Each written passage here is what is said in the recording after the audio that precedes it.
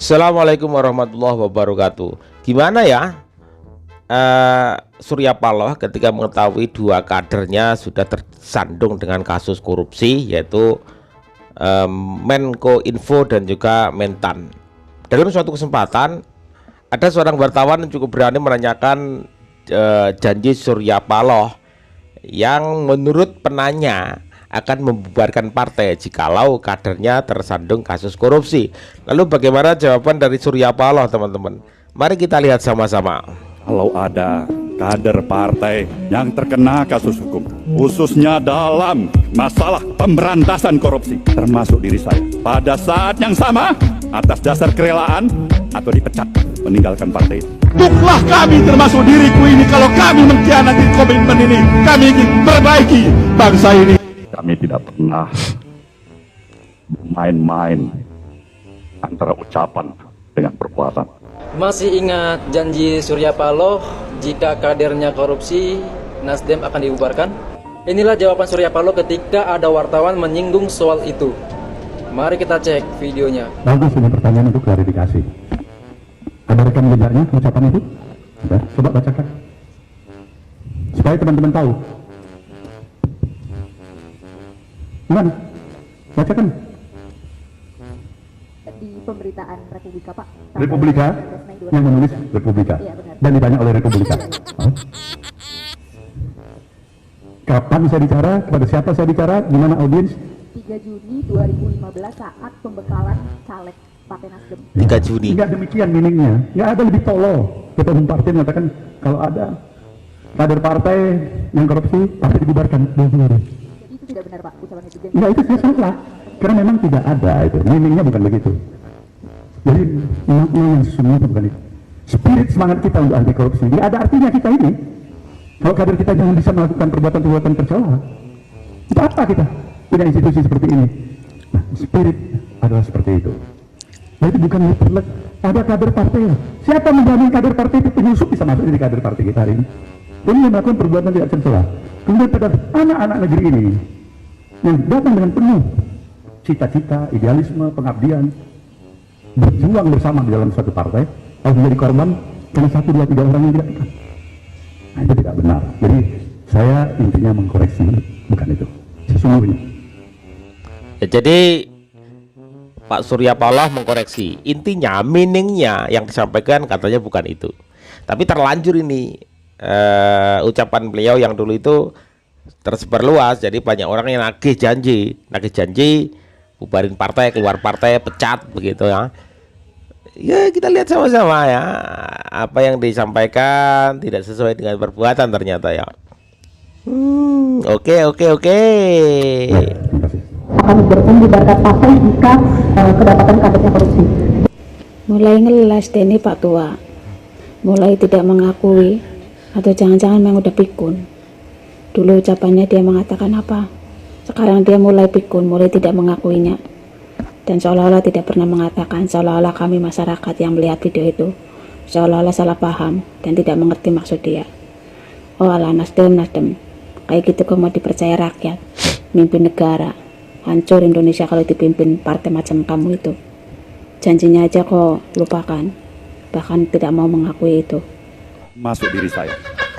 Pada saat yang sama, atas dasar kerelaan atau dipecat. Oke Bapak, kita semua percaya apa yang Bapak sampaikan di forum Bapak ini. Dan kita berharap semua Bapak menepati semua janji Bapak ya, atas kader-kadernya yang tersandung pada kasus korupsi ya. Ini semata-mata demi Bapak ingin melihat bangsa Indonesia ini lebih baik lagi ke depannya. Ya, karena di salah satu pidato Bapak beberapa waktu yang lalu yang sangat berapi-api ya, bahwa Bapak tidak ingin melihat ada orang kaya menekan si miskin ya. Bapak tidak ingin ada orang pintar membodohi orang bodoh ya, seperti orang awam, masyarakat awam seperti kami ini. Dan Bapak tidak ingin rakyat Indonesia ini tereksploitasi oleh para pejabat yang menyalahgunakan kekuasaannya di pemerintahan. Tetapi apakah Bapak bisa menjamin semua kader Bapak yang terseret kasus-kasus pada korupsi ini? Ya karena beberapa waktu yang lalu ya, KPK telah menggeledah salah satu kader Bapak ya yang menjabat di Kementerian Pertanian. di Kabinet Indonesia Maju yang dipimpin oleh Bapak Jokowi ya. Itu kader menemukan terbaik sejumlah Nasdem uang sebenarnya. miliar, ya di rumah dinas kader Bapak ini ya. Bahkan konon kabarnya KPK juga mengamankan beberapa pucuk senjata api. Dan sampai saat ini ya, kader Bapak ini yakni Pak Syahrul Yassin Limpo ini ya seharusnya sudah tiba di tanah air. Namun beliau belum bisa dihubungi, bahkan kehilangan kontak. Nah, menurut Bapak itu bagaimana cara mengatasi semua masalah kader Bapak ini? Ya karena sangat disayangkan bila kader-kader Bapak ini menyalahkan semua wewenangnya di pemerintahan ya, yang membuat partai Bapak akan semakin merosot di kemudian hari, mengingat ini adalah tahun politik ya. Dan juga menurut saya pribadi sangat tidak logik bila seorang pejabat negara akan kehabisan tiket untuk pulang, dan bahkan tidak masuk akal bila seorang pejabat negara terpisahkan dari rombongannya ya, yang mana mengemban misi atau tugas untuk negara. Ya mungkin akan saya berikan cuplikan sosok Pak Yassin Limpo ini, Syahrul Yassin Limpo ini sebagai berikut. Omongan saat akan pulang karena tiket yang terbatas. Harusnya Pak Syahrul udah kembali ke Indonesia sejak 1 Oktober kemarin, tapi sekarang beliau malah nggak bisa dihubungi. Nah, jadi kalau saya perhatikan beliau ini terlihat enjoy dan santai menikmati hari-harinya berada di luar negeri. Itu artinya dia tidak peduli apa yang membuat dirinya terseret pada kasus korupsi ini. Coba terangkan sama kita Pak, bagaimana cara Bapak untuk mengantisipasi semua itu? Ya karena beberapa waktu yang lalu ada salah satu kader Bapak ya yang menjabat sebagai sekjen, bahkan menjabat sebagai kominfo di kementerian yang dipimpin oleh Bapak Joko Widodo ya, yaitu Pak Johnny G. Plate, juga tersandung korupsi yang merugikan negara sampai kurang lebih 9 triliun rupiah. Wow. Bagaimana Johnny Plate Bapak mengatasi semua hal ini, mengingat Bapak ingin melihat rakyat Indonesia ini semakin sejahtera ke depannya, Bapak? Sementara para kader Bapak ya berlomba-lomba menyalahgunakan kekuasaannya ya, berlomba-lomba melakukan korupsi uang rakyat. Jadi semua kembali kebijakan kepada Bapak. Bila memang Bapak betul-betul seorang pemimpin sejati ya, pemimpin partai sejati ya, bisa melaksanakan sumpah dan janjinya, dan kita semua berharap demikian ya. Nah, jadi semoga ini semua menjadi pembelajaran bagi kita semua, teman-teman dan saudaraku dimanapun berada ya, dalam menyikapi setiap performa perpolitikan negara kita saat ini. Mungkin itu saja yang bisa saya sampaikan dalam kesempatan ini. Kurang lebih saya minta maaf dan salam cerdas buat kita. Kalau kadernya korupsi, Partai Nasdem lebih baik bubar. Ini bukan Pak Paloh, kalau sekretaris Nasdem tidak bersalah, gak mungkin Kejaksaan Agung berani nahan. Kenapa? Nunggu inkrah atau nunggu ada kambing hitam lagi? Sing sportif gitu loh, ditanya bagaimana dengan janjinya jika ada anggotanya yang korupsi, Nasdem bubar. Jawabannya sing transparansi, sing diperiksa, sing meminta mencari kambing hitam. Sama nih ketularan virus Anies. Pertanyaannya apa, jawabannya apa? Saya udah nggak percaya. Dulu sama juga gitu. Nasdem nggak akan jadi partai. Ternyata wah, belkedes. Akhirnya jadi partai juga. Oke, dulur-dulur pakai akal sehat dengan janji-janji politik. Jangan mudah terbawa.